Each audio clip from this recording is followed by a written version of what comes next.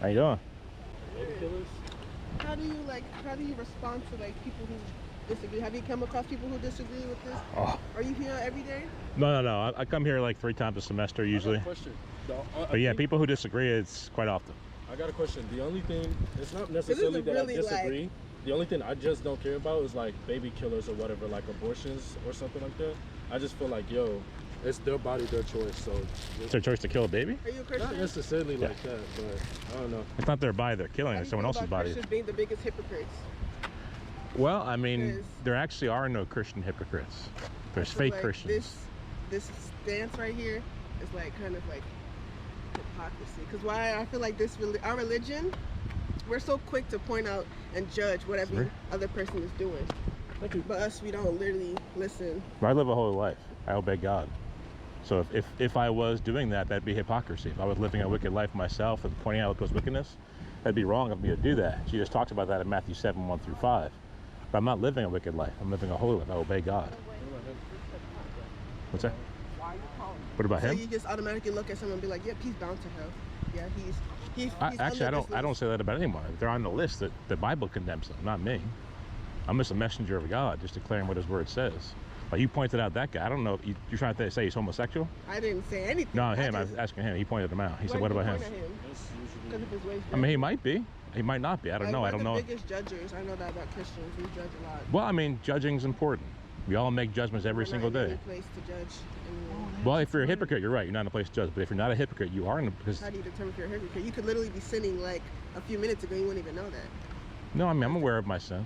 Yeah, and if I'm truly ignorant, then God doesn't hold it against me anyway. God judges me according to my knowledge and understanding. That's what he holds me. How do you feel about sins holding weight? Like, if you could tell a small lie compared to someone murdering someone, do you feel like we get the same punishment? What was the first part? Someone lying to you or cheating. Yeah, liars go to hell. Murderers go to hell. Do they get the same amount of punishment, do you think? Well, I mean, from my perspective in scripture, there's like different levels of punishment in hell. So like I think it takes more depravity, for example, to be a pedophile than to be a liar. The greater level of depravity to do that. But yeah, liars will go to hell and pedophiles will go to hell. And Muslims go to hell too? But the scripture says, yeah. See, that's something I can't talk about. Well, I mean, do you believe what Jesus says in John 14:6? So you think Christianity is the true religion? The only true religion. But Jesus said in John 14:6, I am the way, I am the truth, I am the life. No man comes to the Father but by me. It's the only way you can receive forgiveness of sins is through what Jesus Christ did on the cross for you. And if that's true, what he said is true, then everything else is wrong, of course.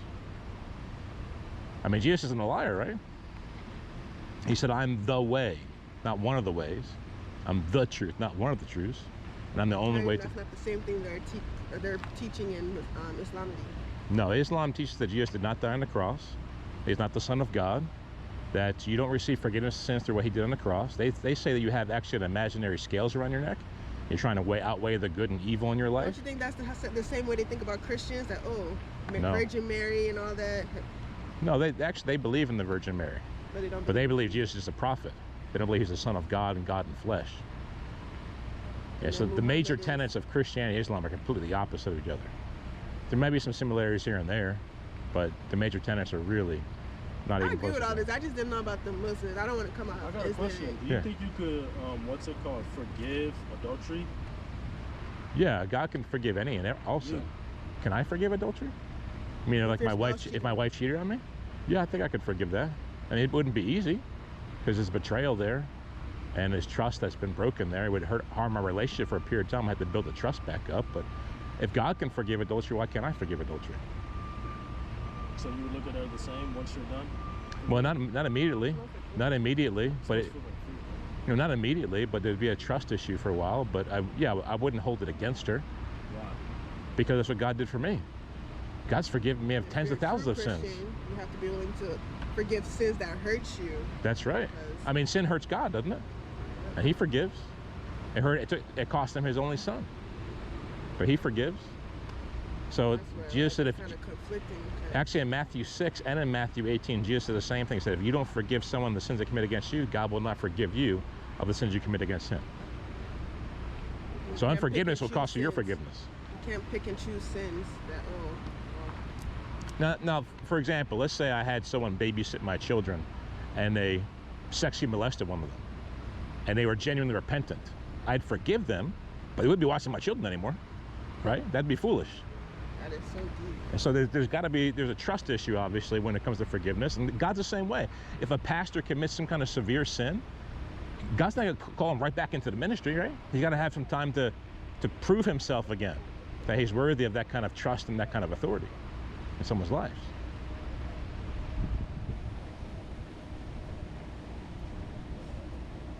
So. You think that people who are transgender, they have mental issues? I do. You feel like this generation is just... No, well, I feel like it's an attention thing. I'm not even gonna lie to you. Well, we can talk about this later, though. I mean, there's a conversion issue going on here, because this is, your generation is the first generation that has a transgender issue. My generation didn't have it. Generation before me didn't have it. There was nobody, literally nobody. And I'm not going to believe for a second it's because people are accepting them now either. There's an intentional evangelization of those people to become that and to confuse them. So mental as far as like they're born that way, no. Mental as far as they're deceived and people are tricking them and fooling them to believe these things. They're feeding into the... There's feelings, there's temptations. You're feeling into that. Listen, there's been times I've felt like in the past, before I became Christian, there's times I felt like killing somebody. Does that make me a murderer? It's just impulse. Does that mean I'm like born a murderer and I have to be a murderer? I have to act out on it? No, it doesn't mean those things at all. So we all have different temptations. I've never once been tempted in my life to be a homosexual. Never once I've been tempted to think I'm a woman in a man's body. People might have those temptations, genuinely have those temptations, but then you have to act out on them. And I'm going to tell you this, your generation coming in the next couple of decades are going to really regret these decisions they're making. You can't reverse. You cut off body parts, you cut off top and bottom, you can't reverse that stuff. I know a guy in Australia who had his stuff cut off. He couldn't reverse it. He can never be with a woman. You can't like put that back on. I don't know too deep into that, but that transgender stuff, people are really there's gonna be some lawsuits. There's gonna be severe regret. People are gonna be angry at other people for convincing them to do those things, and I think it was okay when they were like a teenager. Yeah. I mean, if someone who's like 25 years old is doing it to themselves, okay, that's obviously still wrong. That's a little different than a teenager in the middle of puberty who's taking puberty blockers, who's taking the other type of hormone, and it's to destroy their life, and it'll never be reversible. You can't go back to puberty again. In that moment, you feel like, I feel like I want to be able to do stuff this other gender. You're kind of going with the flow. You're like everyone's accepting it. It's become this popular thing, so let's go ahead and do it. But you're gonna, because you can't go through puberty again, man. You can't reverse what you've done. It's gonna be a lot of regret. And I'm just hoping and praying less people do it, man. I really see through this stuff. Is there any sin in the Bible? Is there any sin in the Bible that says it's a sin to change your sexuality, though, or? Well, I mean, God made you the way He made you, and if He made you a woman, you ought to be a woman. He made you a man, you ought to be a man, right? That's what. And we all have different roles in life when it comes to that. And for me to try to be a woman, for my wife to try to be a man, would be out of order, out of God's order.